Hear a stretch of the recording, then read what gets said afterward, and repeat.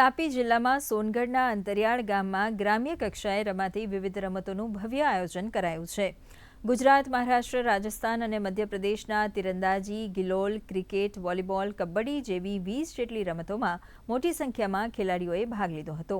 આગામી 2 દિવસ સુધી ચાલનાર આ સ્પર્ધામાં ખેલાડીઓને પ્રોત્સાહિત કરવા માટે રાજ્યકક્ષાના રમતગમત વિભાગના મંત્રી જયરામ ગામિત, કેબિનેટ મંત્રી નરેશ પટેલ સહિત વ્યારાના ધારાસભ્ય મોહન કોકની સહિતના રાજકીય આગેવાનો, કલેક્ટર, જિલ્લા વિકાસ અધિકારી સહિતના અધિકારીઓ ઉપસ્થિત રહ્યા હતા।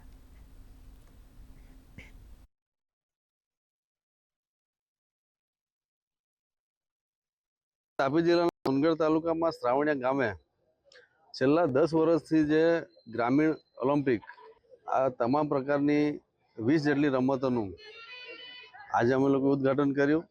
આ કાર્યક્રમ 2 દિવસ ચાલવાનો છે।